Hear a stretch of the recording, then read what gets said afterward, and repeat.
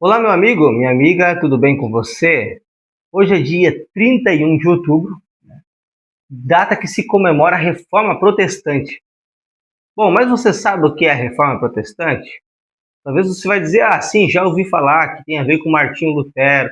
Bom, vamos falar então de uma forma rápida, bem direta, bem objetiva, para que você saia desse vídeo entendendo por que é comemorado a Reforma Protestante no dia 31 de outubro, né?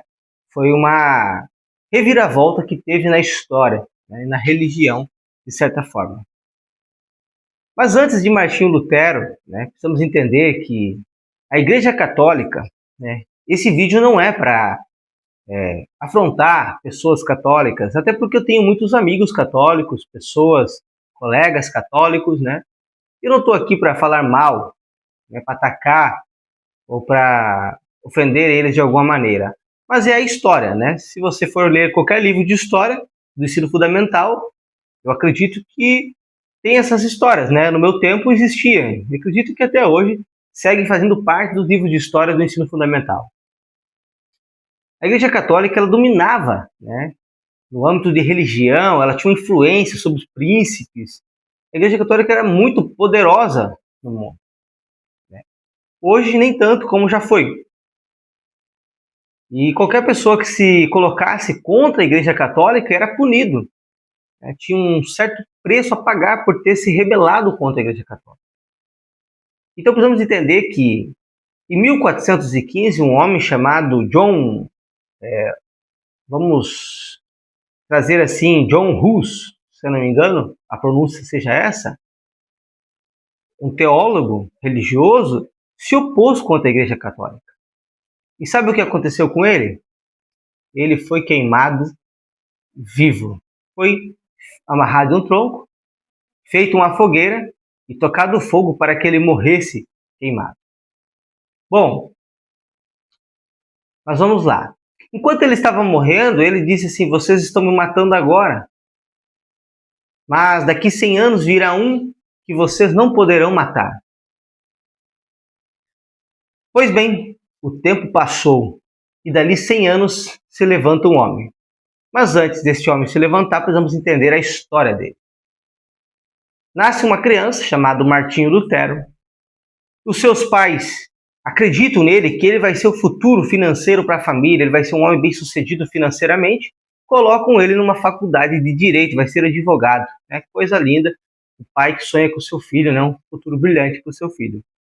Porém, certo dia, Martinho Lutero chega e diz: olha, não quero mais ser advogado. Estou terminando já, mas não quero mais ser advogado. Agora eu vou me tornar padre. E ele passa, decepciona sua família, deixa eles revoltados com ele e vai então agora para um convento estudar para ser padre. Essa história acontece na Alemanha. Porém, depois de alguns anos estudando para ser padre já, né, se dedicando, Martinho Lutero ele vai para Roma, onde nesse período de Roma é como se fosse não sei se um estágio, um curso, mas ele vai para Roma. E estando em Roma, ele vê algumas coisas que desagradaram ele. Ele vê algumas coisas que ele diz: não concordo com isso, não sou a favor disso. Né? O que Martinho Lutero vê ali em Roma que desagradou ele? Ele vê que os padres da época vendiam pedaço de terrenos no céu. As pessoas que tinham dinheiro compravam terrenos no céu para quando morresse tivesse o seu lugar garantido.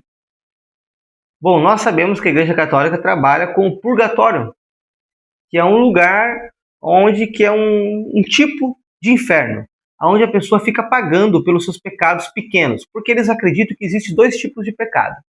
O pecado grande, que se a pessoa morrer não tem mais o que fazer, está condenada ao inferno, e o pecado pequeno. Eles acreditam que esse pecado pequeno, a pessoa pode pagar ele durante um tempo no purgatório, e sofrendo ali vai pagar por esses pequenos pecados para então ir para o céu. É assim que eles pensam. Porém, beleza, Martinho Lutero vê tudo aquilo. Martinho Lutero vê a Igreja Católica vendendo objetos, né, dizendo que era do tempo de Jesus. Ele vê pessoas pagando financeiramente, acreditando que o padre iria interceder para que o seu parente que estava no purgatório fosse retirado do purgatório e colocado no céu. As pessoas acreditavam em todas essas histórias e pagavam por isso. A igreja lucrava com isso. Martinho Lutero vê isso. Isso incomoda ele, porém ele volta para a Alemanha e continua estudando para ser padre. Passou alguns anos, Martinho Lutero se formou, se tornou um padre, e ele está preparando, estudando o Novo Testamento, as cartas paulinas. E ele lê um texto que fica em Romanos, capítulo 1, e versículo 17, aonde que diz que o justo viverá pela fé. E quando ele lê este versículo dizendo que o justo vai viver pela fé, vai contra aquilo que ele estava aprendendo, que o justo poderia viver por uma oferta de alguém para sair do purgatório, o justo poderia comprar um terreno no céu. E aquilo incomoda, ele fica meditando naquele versículo, meditando, e ele vai para a Bíblia entender mais, buscar mais conhecimento. E lendo e buscando mais conhecimento, Martinho Lutero vê que aprendeu errado. E agora ele entra, então, numa busca pela palavra de Deus para entender, né, qual eram as decisões que ele deveria tomar. E ele estuda a Bíblia e ele começa a entender que passou todo aquele tempo aprendendo errado, se informando errado, e agora ele diz, conheci a verdade, entendi a verdade. E ele toma uma decisão no dia 31 de outubro, 100 anos aproximadamente após John, Hus, ter sido queimado em uma fogueira, se cumprindo a promessa que 100 anos depois viria outro no lugar dele. E o que acontece? Martinho Lutero é ousado. Ele pega 95 teses. Vou resumir aqui para que você entenda. Ele coloca 95 coisas da Igreja Católica que ele está discordando, que ele não concorda. E ele cola na porta da igreja. Ele coloca lá, por exemplo, o padre não é autoridade final espiritual. Não precisa de um padre para interceder a nossa oração a Deus. E ele vai colocando. Não precisa de um padre para eu confessar meus pecados. Posso confessar direto a Deus. E ele vai questionando. Ele coloca lá, venda de terreno no céu está errado. O purgatório não existe. E ele vai colocando. Estou dando exemplo aqui para você entender, mas é dentro desse contexto. Tudo aquilo que ele olhou e ele disse não concordo, e ele achou base bíblica para dizer que não concordava, ele colocou ali. E ele colocou na porta da igreja com qual objetivo? Debater com outros teólogos esse assunto. Ele disse, olha, eu entendi diferente e eu quero debater. Vamos debater para ver quem está certo. Porém, ninguém comparece. Ninguém comparece. E foi uma decisão muito ousada, porque naquela época a Igreja Católica tinha total autoridade, ou seja, o que o Papa dissesse estava dito. As pessoas não podiam questionar ou pensar. Porém, surge agora um novo tempo. Por quê? Algumas pessoas dizem, eu me identifiquei, eu concordo, eu pensava assim também. Outros dizem, não, eu fico do lado da igreja. E aí agora acontece uma confusão, vamos dizer assim, porque um homem de dentro da igreja está afrontando a igreja, está dizendo, não concordo com aquilo que eu estudei, não concordo com os meus mestres. Uma decisão muito ousada de Martinho Lutero. Em 1518, cerca de uns 2 anos depois disso tudo ter acontecido, 3, a igreja faz um convite, um julgamento, e convida Martinho. Até ali, Martinho Lutero já tinha escrito alguns livros, já tinha começado uma nova doutrina, já tinha seus seguidores. E eles pegam agora esses livros e colocam diante dele e diz, esses livros são seus? E ele diz, sim.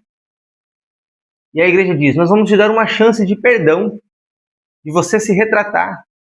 Se o Senhor se desculpar e negar tudo que o Senhor tem afirmado, tudo que o Senhor tem escrito, nós iremos conceder o perdão a você e e vamos continuar como se nada tivesse acontecido. Porém, Martinho Lutero vai dizer não. A não ser que vocês provem que eu estou errado. E tem uma coisa, não vale a palavra do Papa, não vale a palavra de príncipe, o que vale são as Sagradas Escrituras. Ela é a única verdade, porque até aquele momento a palavra do Papa era a verdade. Ele diz, as Sagradas Escrituras são a verdade. Se vocês me provar que eu estou errado pela palavra, então voltarei atrás. Mas se vocês não provar, de maneira nenhuma voltaria atrás. Veja que coisa interessante, né? Tinha convicção da palavra e ele disse, eu não vou aceitar nada que não seja a palavra. Não aceite nada que não seja a palavra. Mas veja que coisa interessante aqui. Então, ele não nega, passa mais um tempo, né, mais uns 2, 3 anos, e eles expulsam agora ele, então, desvinculam ele da igreja e condenam a morte por heresia, né? A igreja, naquele período, sempre fazia esse tipo de coisa. Quando alguém se colocava contra ela, quando ela não conseguia negociar com a pessoa, a igreja, então, entrava contra a pessoa, né? E matava aquela pessoa, silenciava aquela pessoa. Ninguém podia se opor contra ela, era só a maneira que ela pensava estava correta, estava certa. E aí agora, então, ele está condenado, né, à morte. Porém, Martinho Lutero tinha ganhado o coração, né, a amizade de um príncipe chamado Frederico. E esse príncipe faz um sequestro, sequestra Martinho Lutero, forja a morte como se ele tivesse sido morto, né, e esconde ele no palácio dele durante mais ou menos uns 11 meses, um ano ali, no palácio dele. Martinho Lutero fica escondido. Durante esse período escondido, é o período que ele traduz, né, então, o Novo Testamento para o alemão, porque até esse momento as pessoas não tinham como ler a Bíblia, porque a Bíblia é tudo escrito em hebraico. Então as pessoas elas não tinham em latim, corrigindo aqui, a Bíblia era em latim. E aí as pessoas não falavam latim, as pessoas ali na Alemanha falavam alemão, né, em outros lugares falavam inglês. E Martinho Lutero, então, toma a iniciativa e traduz, durante esse período, o Novo Testamento para o alemão. E o povo agora tem acesso à Bíblia, o povo agora pode ler, o povo agora pode interpretar a Bíblia, o povo pode ter a sua própria conclusão sem precisar que alguém explique para eles, né? Martinho Lutero revolucionou. E, né, vocês sabem, então, que houve muitas guerras, né, muitos protestos. Em 1529 houve um grande protesto, né? Por isso que até hoje, né, a igreja é conhecida como os protestantes, né? A igreja luterana, né? Mas também chamam-se de protestantes, né, por causa dos protestos, deu essa origem ao nome deles. E luterano por causa do Lutero. Bom, durante um período, né, essa igreja foi crescendo, foi ganhando mais seguidores, mais pessoas foram aderindo, mais pessoas foram gostando, entendendo, e muitos príncipes vieram aceitar, né, muitos príncipes também se identificaram e vieram aceitar. A igreja católica acabou tendo que aceitar, viu que não conseguiria matar esse ministério, até porque existia uma profecia que viria né, que eles não conseguiriam matar. E em 1546, então com 62 anos de idade, Martinho Lutero morre, né, de enfermidade ou de causas naturais. A ciência naquela época era bem limitada, mas acredita-se que foi um derrame, né? E durante esse período também ele casou, né, porque a Igreja Católica não permitia que o padre casasse. Então, com a reforma que ele trouxe, entendeu-se que sim, poderia ter uma esposa. Ele casou, inclusive, com uma ex-freira, né, chamada Catarina. Pessoal, e é isso que é comemorado, então, no dia 31 de outubro. Veja que data importante, pois Lutero, né, teve coragem, enfrentou um sistema daquela época, traduziu a Bíblia para o alemão, do alemão foi traduzida para o inglês. Bom, Martinho Lutero teve uma grande participação. Você que ficou aqui até o final, quero pedir para você se inscrever aqui no canal, né? Deixar o teu like e deixar o seu comentário aí sobre essa reforma protestante também. Que Deus abençoe você e até a próxima.